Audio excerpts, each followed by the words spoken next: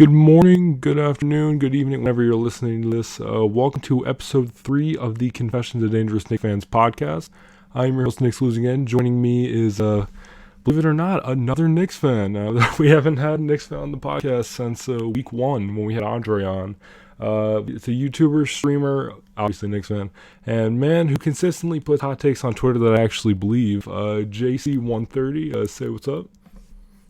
What's good, guys? Alright, so about 10 minutes ago or 20 minutes ago, whenever, the Knicks actually got a 20-point win over the Cavs. There are some other games I want to talk about after that, but figured I'll just talk about this now while it's fresh. We held Andre Drummond to to 4 points, which is a low for any Cavs player this year, or a low for him or something like that. I don't know, I heard something on the broadcast. We played really... Yeah, what I heard from the game was this is the second lowest amount of points that the Knicks held the team, except for the Boston Celtics when they held them to 75. Yeah, I heard that too. We've been playing lights out defensively. Not the last couple of games before that. Even then, like the game against the Kings, we only let up 103 even though we lost. Jazz was only 108. Blazers was like 116. That's the highest scoring game we had. We lost by in a while. Yeah, so that was... Judging from the looks of it, yeah. Yeah, Julius Randle did not put up like a great stat line, but he's just doing Julius Randle thing. 16 points, 8 rebounds, 6 assists in about 35 minutes. RJ Barrett, 24 points. And here's something that I'm not really not too keen on. Apparently I have some RJ Barrett slander going on my Discord server. But like RJ Barrett had 24 points, 8 of 19 shooting, 2 of 5 from downtown. That's about like 43% shooting? About 44, 45, yeah. Yeah, like the message before that, before you came into the Discord, it was like, bro, RJ's shooting awful. He's only shooting like 17. Yeah, he has 22 points, but he's not efficient. But he's picking up his shooting a lot. He's averaging 42% from the field. His 3-point shooting does need a little bit of work, but even that's improved a lot, even though his percentages are down. He's averaging 7... He's not really like a high volume 3-point shooter, but you could tell within like the last 3 or 4 games that he's actually like improving. Oh yeah, like he was 2 for 5 in this game. He was 3 for 3 against Utah. Then he was 2 and 2 in Sacramento, 2 for 3 at Golden State. And then some questionable ones before then, like 0 of 5 against fucking Charlotte. But like other than that, other than that though, he's been pretty consistent when it comes to shooting threes. It's just he shoots like a high volume of them. Just doesn't really make a lot of them. Emmanuel Quickley continuing to do Emmanuel Quickley things. 25 points in 25 minutes. 5 rebounds, 3 assists. He's still coming off the bench in favor of Elfrid Payton, who played 23 minutes, had 2 points, 3 assists, and 1 rebound. Did he do anything defensively this game? Like, okay, he had 1 steal and no blocks. Okay, and he was 1 for 6. All right, so that makes perfect sense. Why is he still starting? Like, I'm on the Elfrid Payton. Like, I'm one of the few people who are Knicks fans that don't hate Elfrid Payton. Like, he's actually a solid point guard, but I don't think he should be starting. In his last 4 games, it's been 7, 8, 4, and 2, 3 of 12, 3 of 8, 2 of 7, 1 of 6, and he has not made a single 3-pointer in that span. But yet he keeps shooting them. The only theory that I have that why it's about starting Elfrid Payton, and even then it might not make the most sense in the world, is that they might be trading him at the deadline, but I don't know why he has a no trade clause. Wait, he has a no trade clause? Yeah. Oh my god. I don't understand. That makes... That actually shocks me. That I didn't know that. That's like my only theory why he keeps starting over Emmanuel Quickley. I googled Elfrid Payton to see his stats over the last few games, and the number one question that people ask about Elfrid Payton on Google is Elfrid Payton good? Is the number one question. I think everyone knows the answer to that. Well, I mean, clearly, he's the starting point guard, so why not? Nah, but let's see, who else did... I think some other people did some work in that game. Actually, wow, no one really did. Kevin Knox only... Oh yeah, Austin Rivers wasn't too bad. About 13 points, 3 rebounds, 3 assists. That's about the stat line I expect from him. Just like 6 for 11. I mean that 3 point shooting's not great, but at the same time though, we did get the win. He's shooting really well. Actually, like 46% from the field, 43 from downtown. He's been a really good scorer the last couple years, and it's weird because And he's I like his role with the team right now. He's like some type of spark plug off the bench. He can get you like 10 to 15 points a night. Even like he proved against the Jazz, he could even go off and get you like 25 points a game. oh yeah, like and before that, hold on, I've seen 13, 21. Yeah, he didn't put up. He hasn't really done a lot actually in the month of January, but the last 2 games, like he's starting to get back in his groove. Yeah. Let me let me go back. Other than that, like not really. Obi had 5, 3, and 1, 13 minutes. People are like starting to give up on Obi Toppin. I feel pretty like Which is prematurely. something that I don't understand. I understand the Knicks passed on Tyrese Halliburton. I get it. He's been very good. But people also don't understand is that Obi was coming off a major injury that he missed about 8 to 9 games for, and he's on minutes restriction right now. He's playing like 15 minutes a game, which I don't mind with. As long as he's getting some type of playing time, I won't complain. But I think once we get later on into the season, he's probably going to get more minutes. We never know, too. Julius Randle could get traded at the deadline. He might be starting before the season's over. Never know. Yeah, I saw a tweet earlier, like people like about people calling out Obi Toppin. He's only played like something like 115 minutes this season, and he's only like how many games has he played? Like 10, 11, something like that. I think he's played about 10, but I'll double check. Yeah, like you can't really just like go off of one game or like 10 games of someone's career, the first 10 games. Yeah, Like 10 games. yeah. Kevin Knox absolutely did nothing. I don't know why he's like Alfred Payton. Like I know people say that for. Why is no one saying it for Kevin Knox? He played 8 minutes today. He didn't shoot a single shot.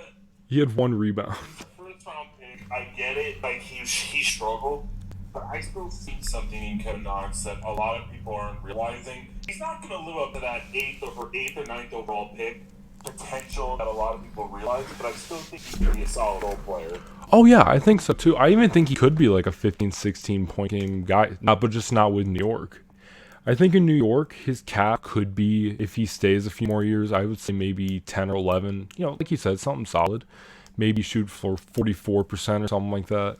But like he's averaging the numbers he was averaging last year on a little higher percentage, and now he's not even shooting the ball really. He hasn't made a shot in the last 4 games. That I did not even notice that. Wow. I didn't notice that either. The last shot he made was against was Sacramento. Yeah, it was against Sacramento. I mean, other than that, Alec Burks, he's coming off of an injury. I can't really fault him that much. Mitchell Robinson's been a bit of a disappointment. Like this year, he's had flashes, Mitchell Robinson. So like, I obviously still have hopes for him. But this season, like I didn't expect him to do like Andre Drummond stuff and average like 20 and 15 or something like that. I expected maybe a double-double with him starting, but the last couple games it's been 8, 6, and 7. And granted, he's been really good. He's been really efficient in terms of field goal shooting and defense and stuff. But this game, he only had 6 points and 4 rebounds in about 20 minutes. But didn't he have foul trouble in that game? In this game? He played only 22 minutes, so I'm gonna assume he did.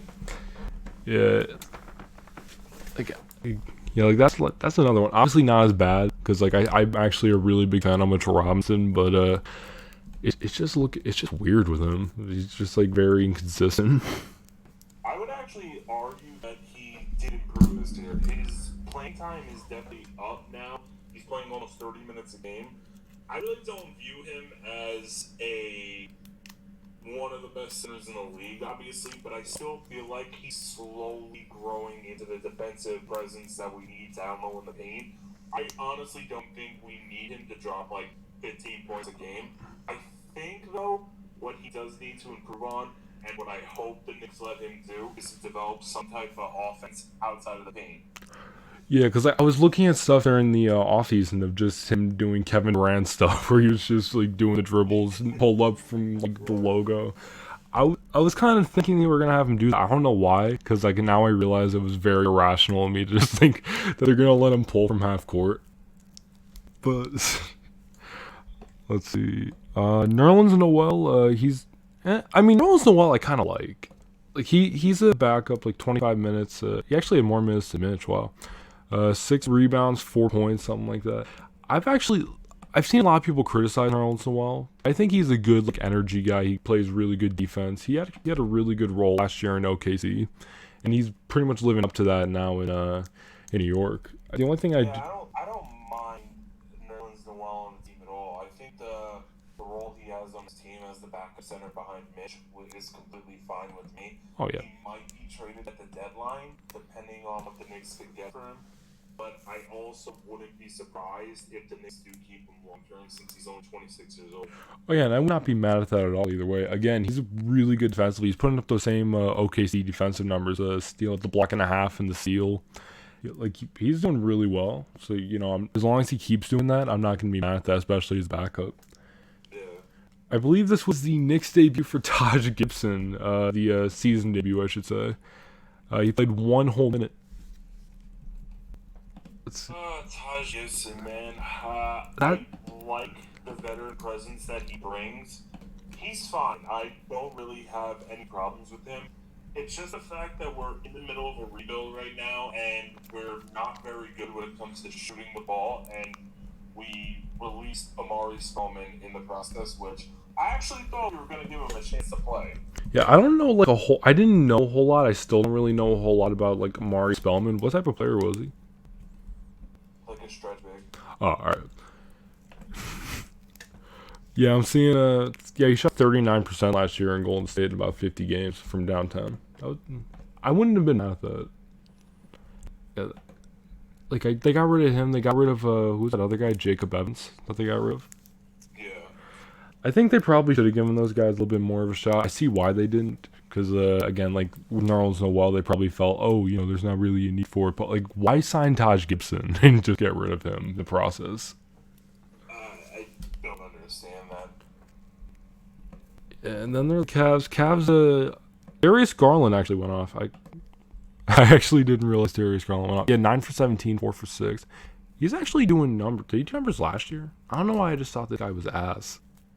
I think he was okay last year, but this year, like, he's really stepping it up. Yeah, he's shooting 41% from 3, 43% from the field. 9 for 17 this game, 4 for 6 from downtown. Yeah, I think this is his best game of the year, or something like that. This is his 5th game back from that injury he had. So, I mean, I guess I'm happy to see it, but, I don't know. Colin Sexton did. Jared Allen doing some good stuff off the bench. Obviously, a better game than Drummond. I don't know what the rush is to trade Andre Drummond. I'm seeing a lot of people going like, "Oh, he's gonna accept the buyout." The Cavs are still in like playoff contention. I don't know why Cavs fans are so eager to get rid of Drummond for Jared Allen. I don't understand where this whole rumor came from about Andre Drummond being bought out of his contract and going to the Nets. I think the Cavaliers can actually get some really good assets back in return from him. They could possibly get like a first-round pick, maybe some good young players. Oh yeah. I really think Drummond could get that type of return. Yeah, there's no way they're just gonna let him go for free. Oh, you just want a ring real quick? All right, peace out. Like, there's no way that's happening. Let's see. Then there was The only thing that looks like that's preventing him from getting to a contender maybe is his salary. I think he's making like 20-something million a year. Let me take a look at that salary. It says here he's making $22 million a year, but let me see if that's accurate. I'm not really seeing anything else on it. So 5-year, $130 million he signed in 2016. I would say that's about accurate. God, that's a lot. That's about accurate. He's making $28 million this season, and he's going to be an unrestricted free agent in the off season. Yeah, that's about right. Then the Blazers game, and we lost by 3 in that one. We were down by 20 at the half. I'm proud of us for not giving up, But I also thought it was kind of weird. Like towards the end of the game, quickly had a season high, career high, whatever, a 31. Damian Lillard dropped 39. All right, that's nice to know. But he quickly dropped 31 off the bench near the end, and I noticed he did this a few games ago against Cleveland. He was just going for layups at the end instead of just like going for threes or going for looking for someone for threes. Like, I don't know. I kind of thought that was weird, and I think everyone else, whenever I talked about it with them, they were like, "Oh, that's weird. Why didn't they do that? Like rookie mistakes or something like that." But like he keeps doing it. Like, do you have like any reason why he would keep doing that? Honestly, I'm not sure. Yeah, like I would either just, if you have the hot hand, I would just chuck it, or I would just pass it out to someone, literally anyone. I don't that doesn't really make sense to me. I mean, he got his points. Maybe that was just like the point they saw. Oh, they just thought realistically, all right, we have no shot left. Just get your points or something like that. Like, yeah, I don't know. Julius Randle, 25, 7, and 5. Alec Burks, 18. This is the type of Alec Burks game I'd like to see. Like, he's showing flashes of it and stuff. And again, I'm not really expecting amazingness right off the bat, especially again after the injury.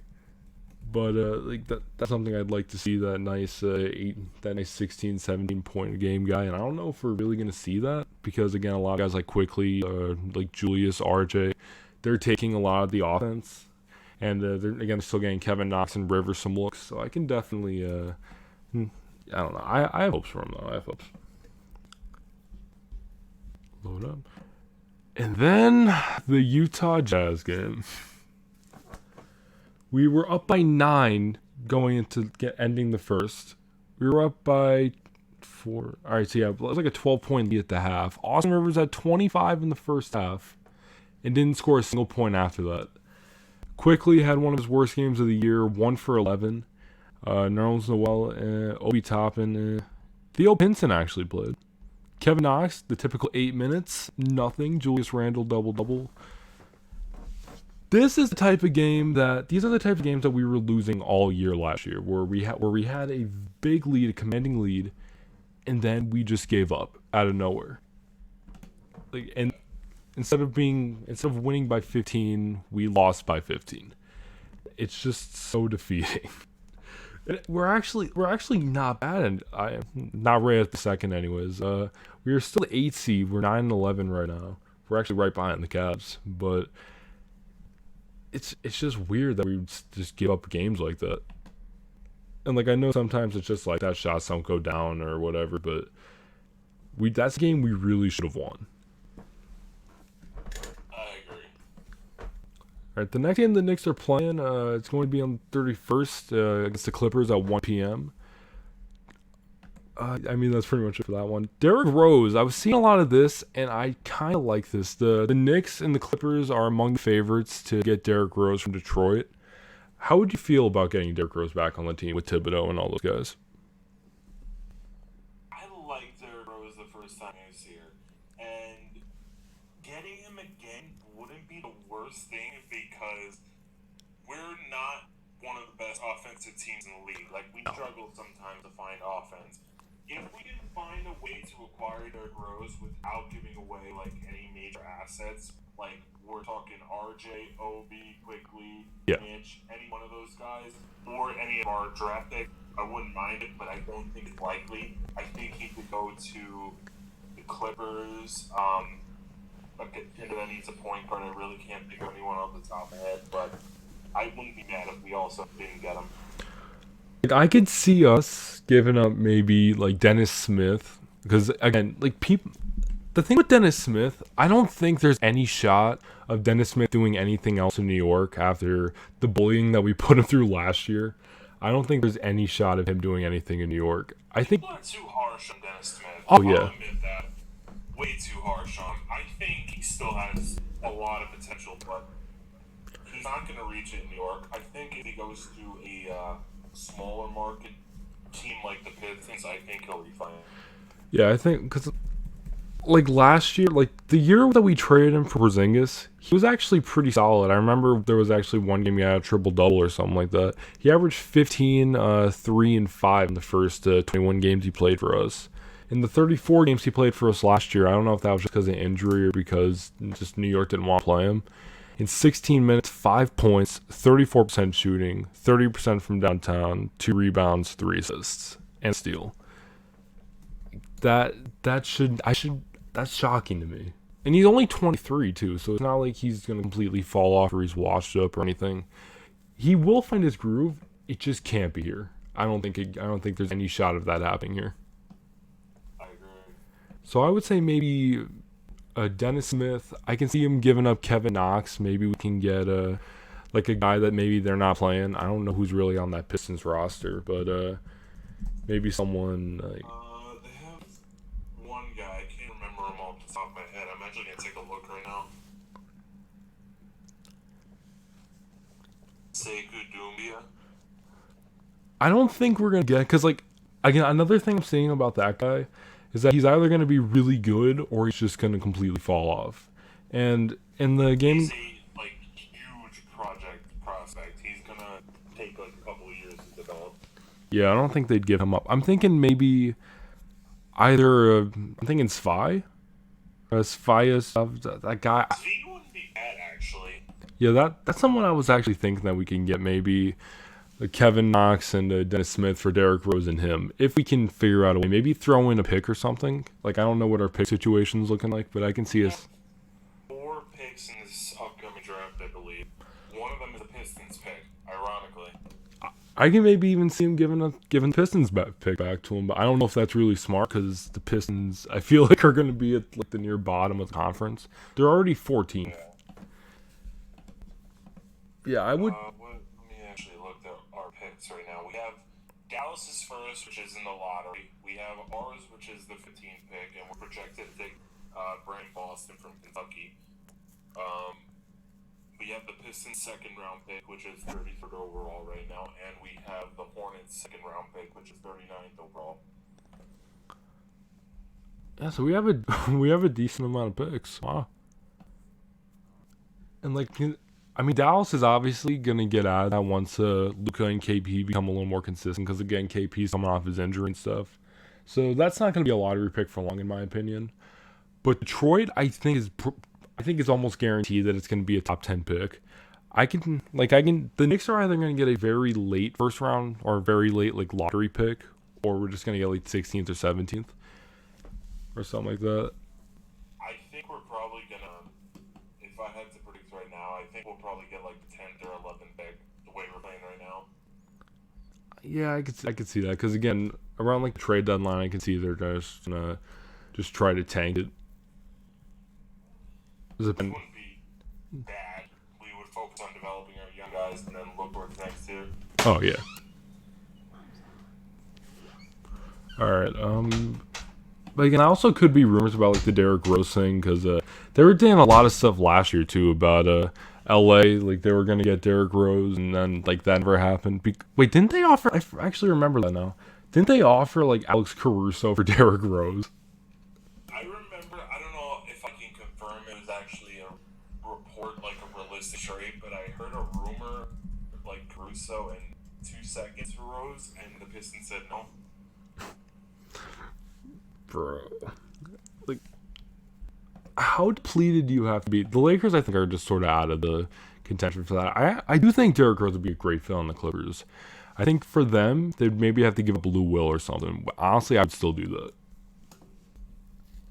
My only problem, though, and you just mentioned it, is if they keep Lou Will and they put Derrick Rose on the bench, that's going to be god-awful defensively. If they find a way to get D Rose, I think they have to include Lou Will in trade.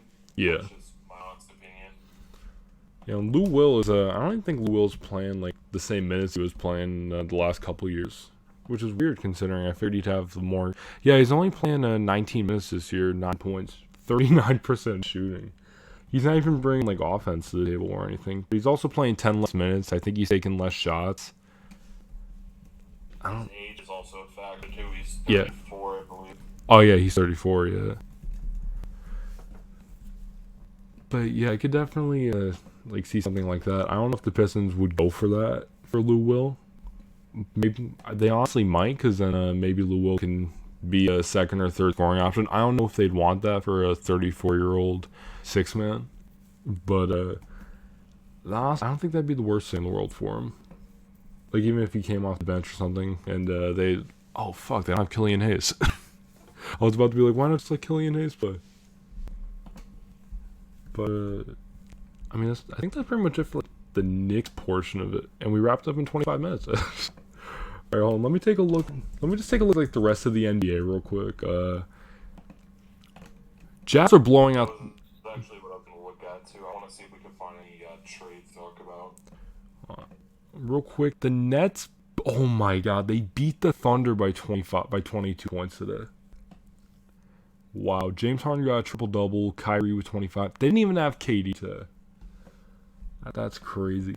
That's insane. Bruce Brown at 19. Wow. Harden 25. Kyrie 25. Joe Harris 20. See what else happened. Pelicans beat... The problem with the Nets, though, they just don't have defense. Nah. Literally zero. They don't have defense and they don't have depth. Like, that's the main thing. They got rid of a lot of their depths just to get Harden. And then there's Dinwiddie, who's just hurt. Like, that team, it looks fun with the three players. It technically makes it a super team, but when you have no bench, or you don't have like a quality, like, I don't know. I just think that's interesting with what they're doing there. The Bucks are 11-7. I didn't realize that. Who did they wait? Don't they have Drew Holiday now? Look at NBA standings, see where everyone's looking at right now. All right. The East, wow, it's like all close. I know. From the first seed all the way to the 8th seed where we are, it's just a 4 to 5 game difference. I know. Even like the Wizards, who are 3-12, they're only about 3.5 games out right now. It's the East right now. Wow. Besides the 76ers, I don't know. Yeah. I don't know. Jazz are the number 1 seed early on in the West. They've won 10 in a row. I don't know why I didn't realize that. They've won 10 in a row. The last time... I was wrong about them. Yeah. I mean, I don't really think you were, like, wrong to be wrong about them.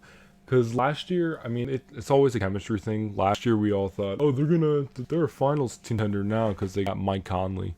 But like now they're finding their chemistry. They're working it out. They have a fully healthy team right at the second with Bogdanovich, Conley, Donovan Mitchell. I think they're the number 1 3-point shooting team right now in the league, if I'm correct. And as of this recording too for your podcast, the Dallas Mavericks and the Utah Jazz are playing their game. It's almost through one quarter. The Mavericks have scored 11 points in one quarter. 11 points. I'm looking at that. Joe Ingles is leading the team. 10 points in 8 minutes. Porzingis has no points in 8 minutes. Luka looks like the only player that knows how to score the basketball. And yeah. And now it's 31. They're down by 20 in the first quarter. That's wow. Like, I'm not trying to hate on this team, but like, I don't know what's wrong with them. I don't. It could just be that it's just early in the season. They'll eventually develop team chemistry and they'll be fine. But it feels like they have no offense outside of 3 players I'm looking at right now: Porzingis, Luka, Tim Hardaway Jr. Yeah, like, and I would even expect someone like Josh Richardson to step it up on offense, but like, I actually haven't really been paying attention. I mean, it's not bad. He's averaging 13 right now. Wait, I just realized something. Wasn't Josh Richardson a point guard when he entered the league, like with the Miami? I think he was a point guard. Yeah, now he's a small forward. It's amazing. I'm gonna take a look, but I'm pretty sure he was a point guard in college, and then when he drafted him, he was they moved him to the 2 and the 3. How things change. Wow.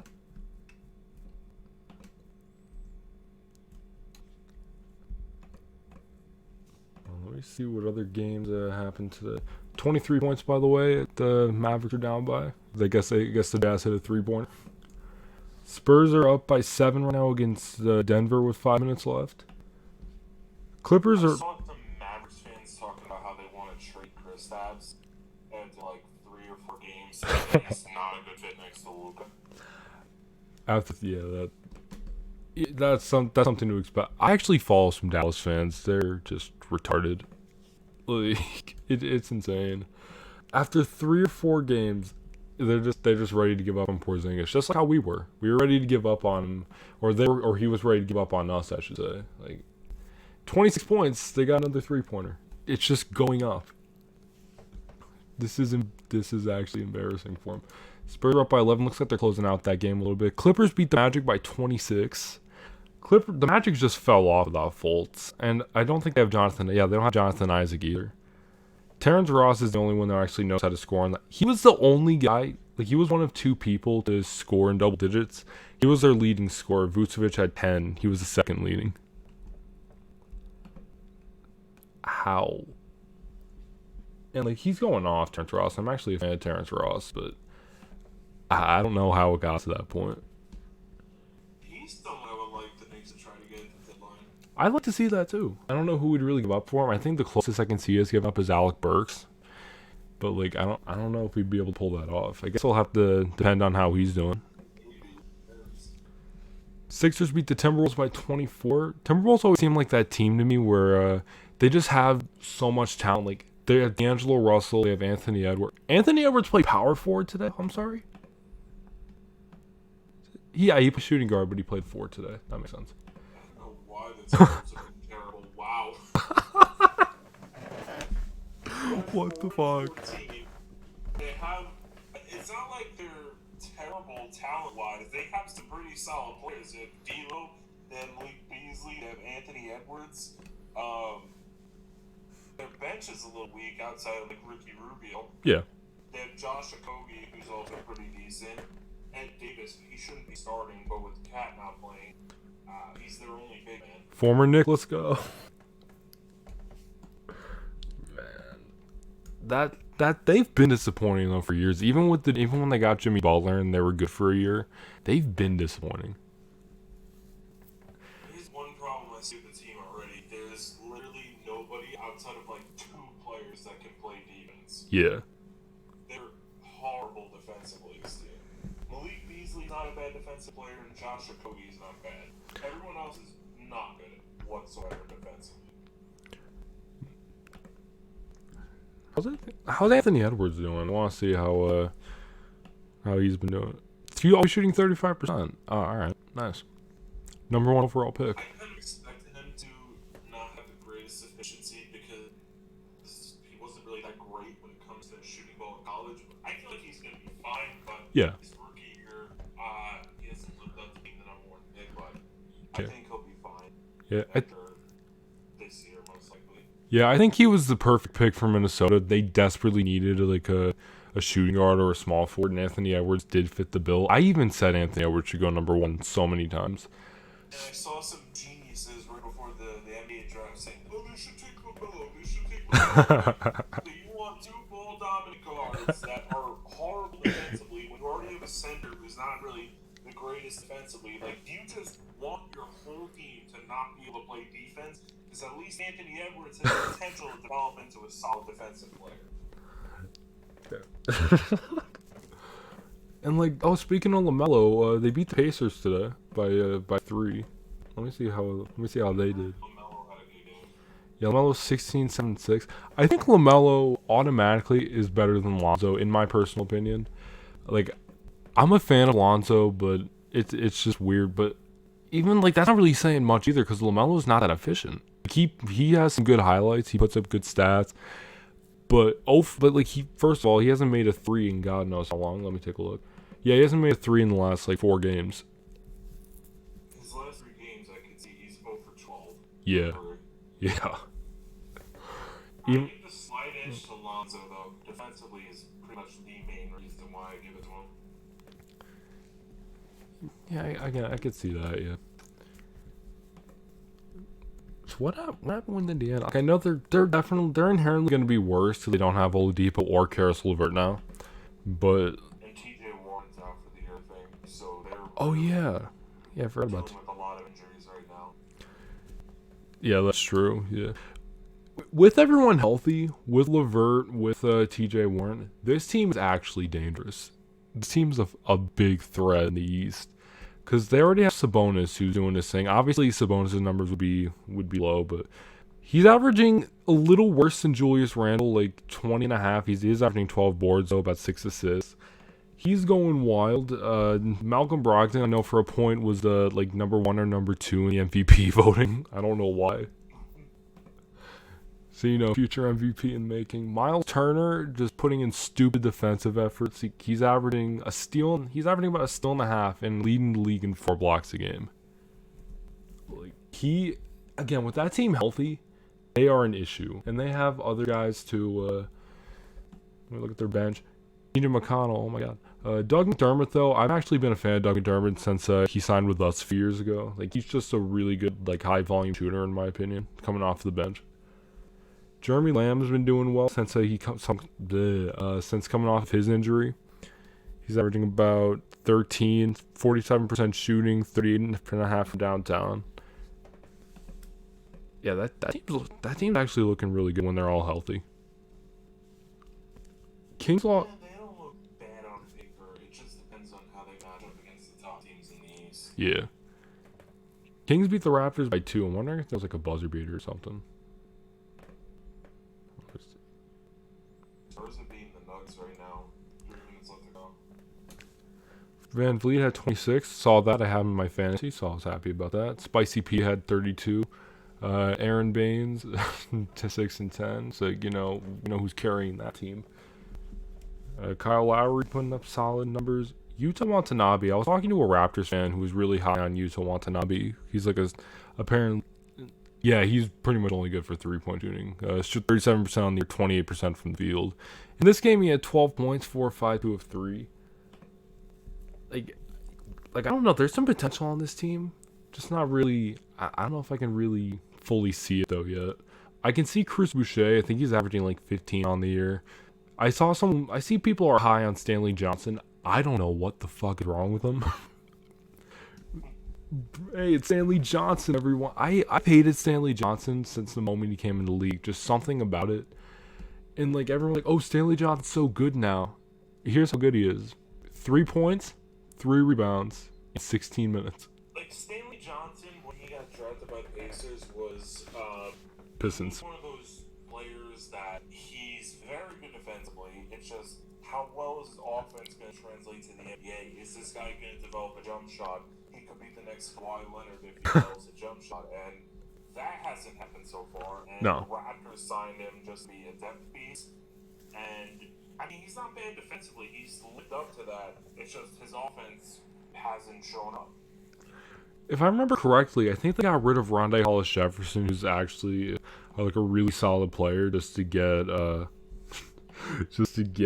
Stanley Johnson. He's a free agent right now. I don't think anyone has him. I don't know. I'm surprised. He's a pretty good defensive player. Yeah, I don't know Yeah, why. nobody signed him. Stanley Johnson for Rondé Hollis Jefferson. Wow. Matt Thomas, I've seen a lot about too. Wait, I saw some people were actually just out for the Raptors. I'll take a look. All right, so they didn't have OG Anunoby. Has Norman Powell not been playing? Oh no, wait, he played in the last game. I guess he just didn't play in this one.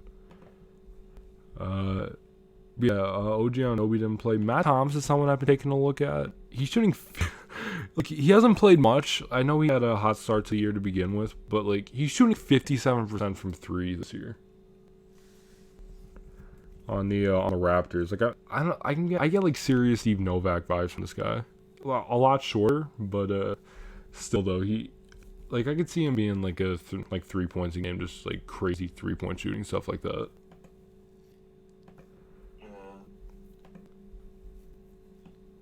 Anything else? Hawks will out the Wizards, of course. Nice. Trae Young with 41. I guess Trae Young has a swagger back.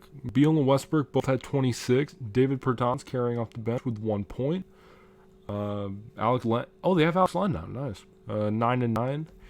Hachimura, whatever. John Collins doing something. John Collins, I think, is hella underrated. Like, he does not get enough attention from sports media. Why they didn't give him an extension. I thought he should have deserved it, but I think he does too. I think like I think he has the potential to be a top 10 power forward, but I think right now he's definitely in the top half in the league in terms of starting power forwards. Anyway, I agree. Clint Capella doing like I saw Clint Capella had like a crazy game, like 25 and 25, not too long back. Yeah, no, 27 and 26. Such a good fit in Atlanta. He's a very good fit with Trae Young, Kevin Herter, Cam Reddish. They're going to help develop that young core, and having a rim protecting center that can grab you a lot of rebounds a game. He won't score much, but he will be that rim protector you need. He can grab 10 to 15 rebounds a game. Clint Capella was exactly what the Hawks needed. Exactly. Like he's definitely I could see him being definitely like a Tyson Chandler type in terms of, like you said, like not getting a lot of offense, but getting a lot of boards and playing some good defense. Yeah. Glad to see Trae Young's getting his groove back too, because again he dropped 41. He dropped 7 for 22 against the Nets the night before. 38, 43, 38. Oh my god. Yeah, he's definitely getting his groove back. I remember about like 2 weeks ago or something like that, he was shooting 28% from the field or from 3 on the season. Now he's shooting 35. Like he's picking it up a lot. I'm kind of glad to see that. And then was there another game? No, those were all the games from today. And in case anyone was wondering, 26-point lead over in Utah, 42-16. Let's see who's leading for them. Still Joe Ingles, Jordan Clarkson doing some stuff. Jawan Morgan, if you guys don't know who he is, what are you doing? You fucking casuals. Jokic 35, 10, and 4 in the game against San Antonio. They're about to lose by double digits. And then Jamal Murray was second. Gary Harris was the third leading scorer on the team with 11. Wow. I mean, that's pretty much it on like a basketball front. Like, there's not really much else that's going on. Unless, like, did you find any, like, more potential trades or anything? The only trade that I could see happen this year is literally because the Wizards are absolutely terrible.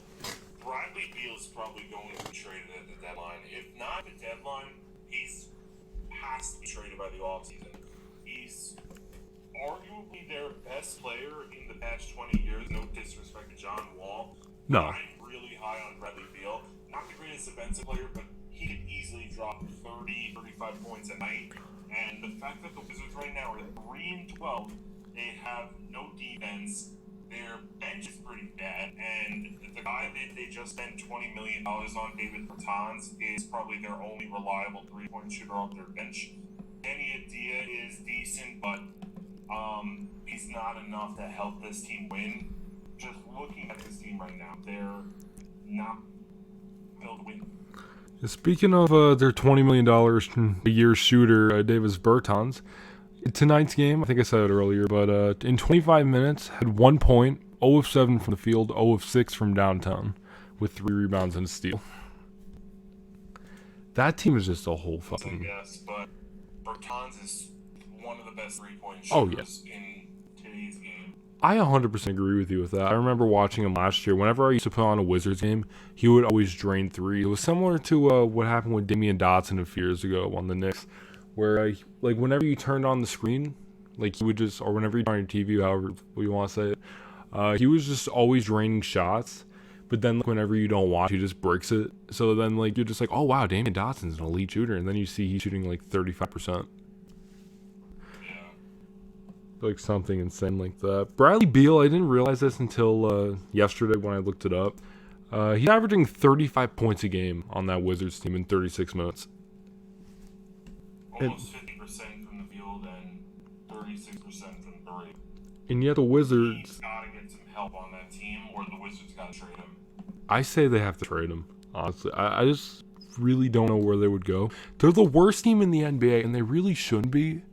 With the roster that they have, like with all the young guys they have, the shooters, even Westbrook. I know Westbrook is, there's always a debate about how good or bad Westbrook is, and I think Westbrook is a good player. I just don't think he is a good fit for this team. I thought they should have kept John Wall. They should have.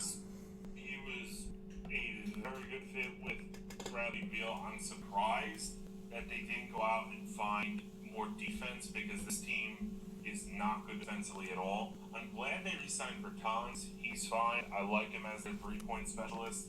But really, this team is very, very bad defensively. I'm going to look at their depth charts right now. They've lost the last 5 games, the Wizards have, by at least 16 points, their last 5 games. Oh, wait a minute. Nope, sorry, last 4. I just saw they won a game against Phoenix by 20. Yeah, their centers right now, Robin Lopez, Mo Wagner, Alex Len, Jordan Bell. They even run Rui Hachimura at center. The bigs are just not very good. Robin Lopez is fine. He's not a starter in today's NBA game. I think he's like 32 now. Yeah. Mo Wagner is just young. He's going to be a decent role player once he reaches his full potential, but not very good defensively. Alex Len, I think he got released by the Toronto Raptors. He's not very good. Jordan Bell, he's like a 6'9" center that's okay. And yeah, this team has no bigs. No. Yeah, like you said, defensively and in terms of depth, this team has no shot. I don't think they're making the playoffs. They just don't have enough defense to. Well, offensively, they're fine. I can see that Bradley Beal easily dropping 30 to 35 a night. Yeah. Westbrook can get you 20, 25 a night. Rui Hachimura is fine. Davis Bertans is about 10 to 15 a night. Deni Avdija is solid. It's just defensively, they're going to give up about 100 points guaranteed every single game. Yeah, I agree with it 100%. I don't think there's any shot. There's not a snowball chance in hell of this team making the playoffs. Like, and that's not even me being like, oh, well, the Knicks are going to get it. No, like, even if the fucking Hornets were the 8th seed, there's no way the Wizards are ever going to reach that. The Hornets are in better shape than the Wizards right now. Oh, yeah, 100%. Yeah, I don't think there's any shot. But the thing is also, where would be a good fit for Bradley Beal if he was to get traded at the deadline or sooner? I hate to say this. I really do hate to say this. Miami. You're not. Miami's like the first team I see that makes a lot of sense.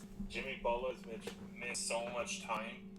They have Duncan Robinson, who's playing their shooting guard right now. I think he's better coming off the bench as a 6-man. Yeah. And they would go out and acquire Bradley Beal in a trade. It would probably cost them most of their young talent and their draft picks. But I feel like he makes so much sense for the team right now. He actually does now that you say it like that. And the Heat need something because, like you said, Jimmy Butler's been out for a while.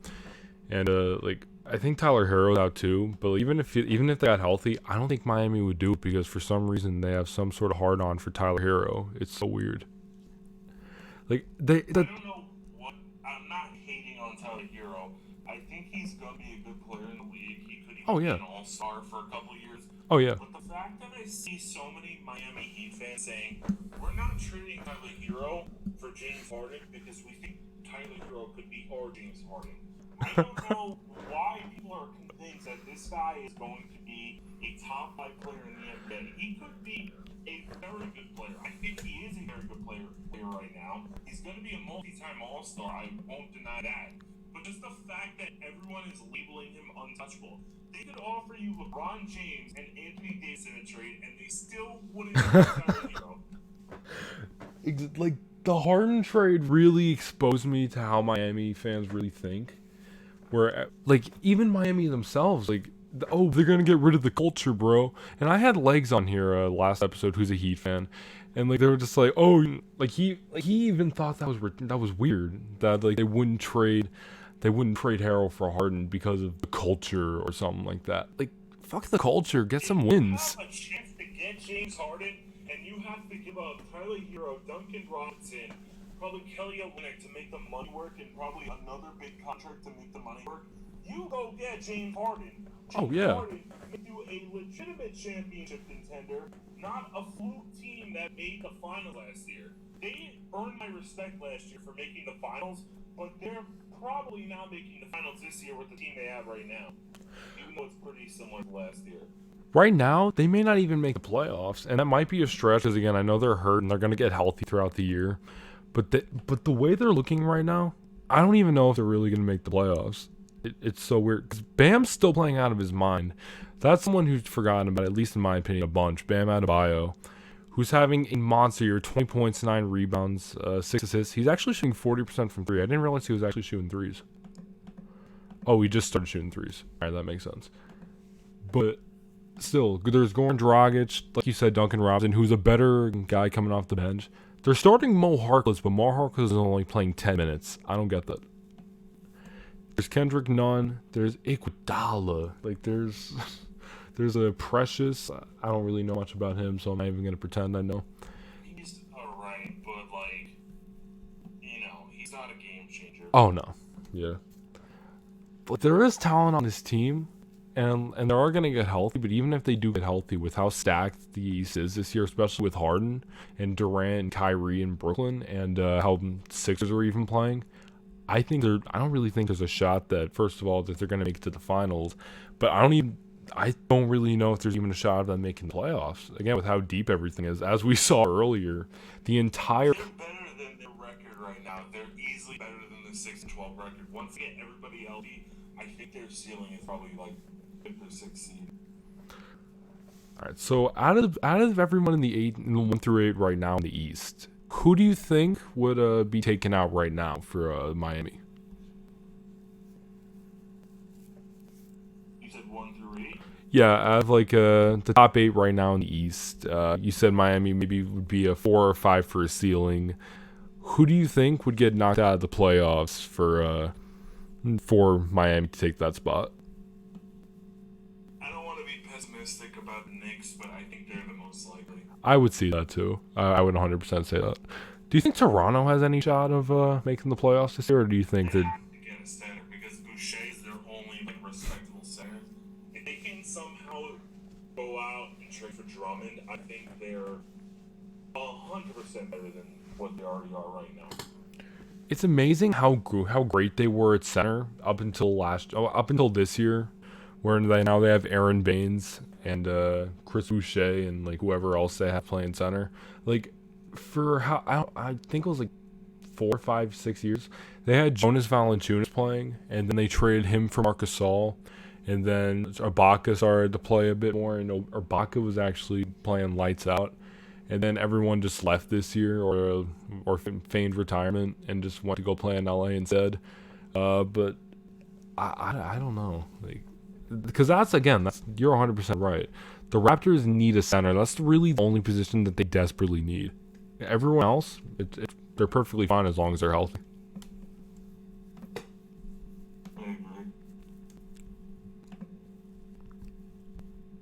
I mean, let's see, where are we at right now? We're at 52. I'm starting to struggle a little bit with finding new topics. Update. Jazz are up by 20 against the Mavericks still. 6:32 left in the second. Everyone's just doing their thing. KP's finally on the board. He had 3 points. Let's go. Trey Burke, 6 points. I wish we never got rid of Trey Burke. I actually miss him a lot. Yeah, I don't understand. Well, I kind of understand why they traded him in Yeah. the Porzingis deal, but at the same time, he would still be nice to have on the Knicks team right now with the lack of reliable options we have on at point guard. Yeah. It just he's just. Speaking of point guard, I actually wanted to get your honest thoughts on this. Right. Do you think Frank stays on the team past this season? Past the season, I don't know. I think he'd have to come back and do some serious damage for him to actually stay on the team. If we don't make the playoffs this year and he doesn't come back and he's not serviceable, I'm gonna say no. Past this year, I'm gonna say no. And I like Frank, and I've been a huge advocate of Frank for the last 4 or 5 years, but I really don't see any other way of him being here. If this is his ceiling on the team, I say there's no shot he stays. I unfortunately have to agree. With the emergence of Emmanuel quickly. Oh yeah. Frank, when he first came to the league, we all knew he's a project player. I think if he does leave the Knicks after this year, some team is gonna 100% sign him. He's so much better talent-wise than a lot of people think. He Yeah. has the potential to be one of the best perimeter defenders in the league. I can confidently say that too. Yeah. Offensively, he looks a little lost sometimes. Like one game, I think it was against the Bucks, he made like 4 straight threes. That's the type of offense I expect from him. He's going to be at his ceiling a 10 to 12 points per game guy that can get you elite perimeter defense. He doesn't need the ball in his hands. He's a solid playmaker. He's going to be a starting point guard if given a chance. Yeah, one person I always call him this as, and like people can take this as a stretch or whatever, but I always call him like a baby Tony Parker almost because of his playmaking. Like he's almost like a Tony Parker with hops because like last year and even a little bit this year, he's been getting to the rim. Like he's been slamming it on people. It's been fun to watch. He reminds me a little bit of Patrick Beverley sometimes. I mean, yeah, too, because Pat Bev has that ferociousness on defense and like all that. I'm actually just looking at this now. Frank's only played 4 games in about 10 minutes. Before this year, he never shot 40% in the league in any category, but now he's shooting 43% from the field and 56 from downtown. But again, he also hasn't played since I'm pretty sure that Bucks game. Yeah, I'm not 100% sure on that. It's going to be interesting to see how if Frank gets more playing time this year. He most likely will. It just depends on how the team looks as a trade deadline. I really hope he plays well because a lot of people know I love Frank. I think he could be a very good role player on a playoff team. It just depends on how he plays with the remaining time that he's going to have left with the team. Yeah, like I think Frank's in a similar role. I'm a Bears fan in the NFL, so I think Frank's in a similar role as a Mitchell Trubisky would be in, where it's either you do something now or you do something never. And I hope Frank has that shot to do something now, or by now I mean whenever he comes back. I think he's healthy right now. I just don't know if Thibodeau is playing him. Yeah, I think he's healthy too. Actually, I think I remember reading like some sort of injury report. I think the only player that we have that's injured right now is Reggie Bullock.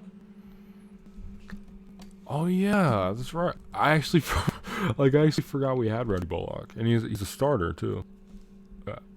Like I actually really like him too. Like I wish we kept Wayne Ellington over him. Like I thought that I was like, wait, why do we still have him but not Wayne? But because Wayne is, did you know Wayne's going off right now in Detroit? What? I'm looking at his stats. I know. Wow.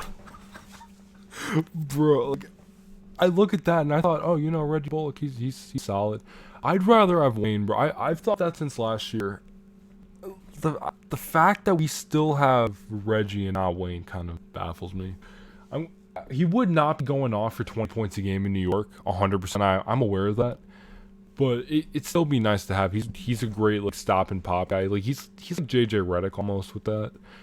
Where like Reggie almost he just relies on like just standing still waiting for a shot. Like yeah, I actually forgot he existed though. So I guess good looks for reminding me.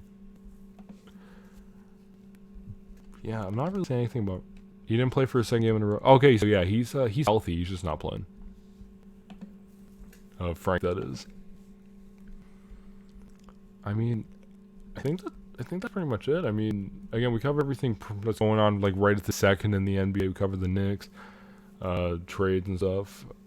I think that honestly might be it. And we're about like 59 minutes in, something like that. All right, I think this is where I'm gonna close it out. I appreciate it if you are still listening to this point. I do appreciate you all for staying through. If you're new to the channel, you want to hear more episodes of this, be sure to hit that subscribe button. Leave a like if you do enjoy. Obviously, check out JC. I'll leave his links in the first 3 lines of the description: his Twitter, Twitch, and YouTube. JC, is there anything you'd like to say before I close out? Like up the video and hit the subscribe button for Johnny. Appreciate it. Yo, I'll send you a picture actually of the art for the episode. I kind of like it. But yeah, if you're listening on Spotify, Google Podcasts, any of the other ones, Anchor, I think it's Apple Podcasts too. I'm not 100% sure though.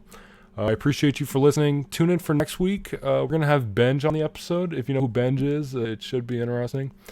Thank you all so much for listening, and I will see you next week. Or later, whenever I upload next on the YouTube channel. Peace out.